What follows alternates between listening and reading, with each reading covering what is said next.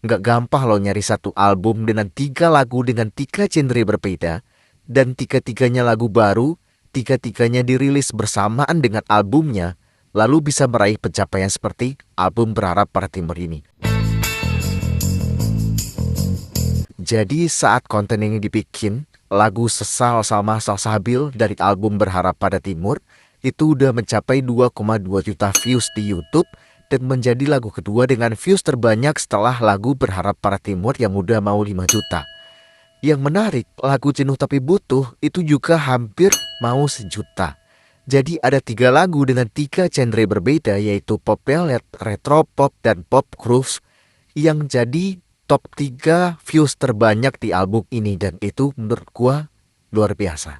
Kita nggak usah masukin lagu Bunga Hati karena itu rilisnya udah lama juga. Artinya apa? Itu membuktikan kalau musikalitas Salma yang dibilang tinggi itu bukan halusinasi, bukan kejumawaan fans, tapi fakta yang bisa dilihat sendiri gitu. Yang kedua, start Salma sebagai musisi baru dengan album perdana itu menurut gua sukses luar biasa. Kalau kita berkaca dari apa yang bisa diraih oleh album ini.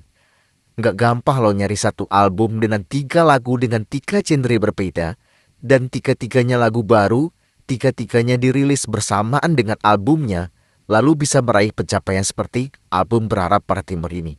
Coba deh haters atau siapapun yang selama ini mendewa-dewakan views, coba deh kalian cari album yang bisa kayak itu.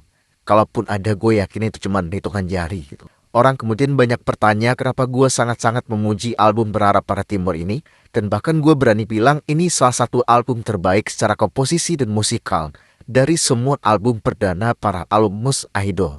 Sekali lagi itu menurut gue ya. Dan apa yang gue puji dari album ini bukan pujian buta, bukan omong kosong, tapi gue bisa menjelaskan alasannya dan fakta di baliknya.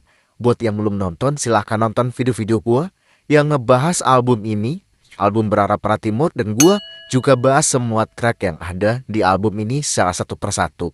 Dan hal-hal seperti inilah yang kemudian dinilai oleh ANMI, Anugerah Musik Indonesia. Views ataupun jumlah streaming sama sekali bukan patokan utama untuk penilaian ANMI, karena kalau cuma views doang, ngapain harus pakai juri, anak SD juga bisa gitu loh. Tinggal hitung jumlahnya berapa di total, udah kelar gitu. Jadi ada value lain yang namanya musikalitas, ada value yang namanya ide-ide musikal, dan ada juga yang namanya keaslian atau originalitas dan keunikan yang menjadi nilai penting dalam sebuah karya musik. Itulah yang jadi pokok penilaian utama.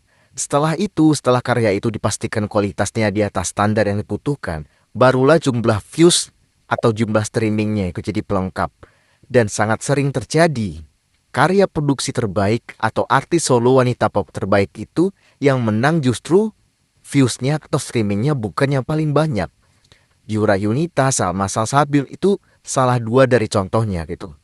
Karena nilai mereka sebagai musisi sangat terangkat oleh kemampuan musikalitas dan ide-ide musikal mereka. Sehingga jumlah views itu jadi nggak perlu lagi gitu.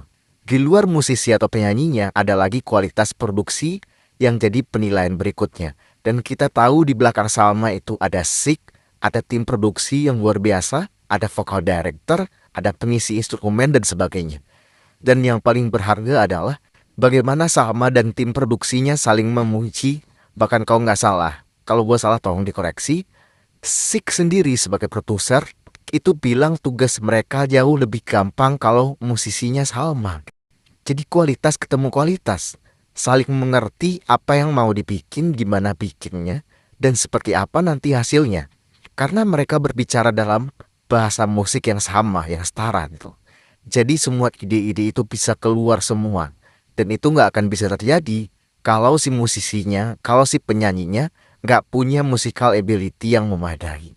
Kembali lagi ke album Berharap Pada Timur. Dan kenapa gue bahas ini?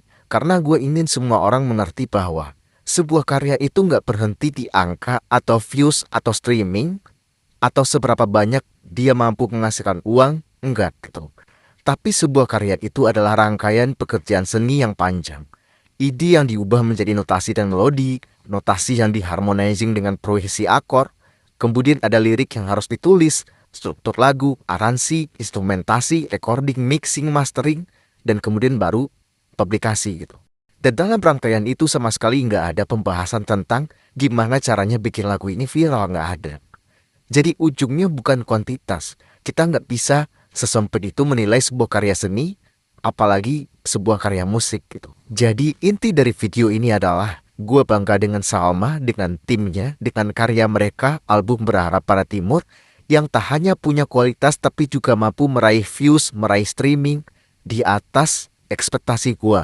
Ketika ada satu karya yang bermutu tinggi dan kemudian punya banyak peminat, secara tidak langsung itu bisa menaikkan level dalam tanda kutip selera para pendengar musik secara umum, yang kemudian bermuara pada tingkat apresiasi yang lebih tinggi pada karya itu sendiri. Seperti yang berkali-kali gue bilang, musisi yang hebat, karya yang hebat adalah soal seberapa banyak itu mampu menghadirkan perubahan.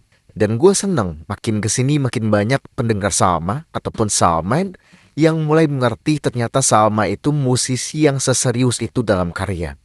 Mereka mulai bisa melihat Salma dengan segala keajaiban musikalitasnya jauh lebih lapang, jauh lebih luas lagi.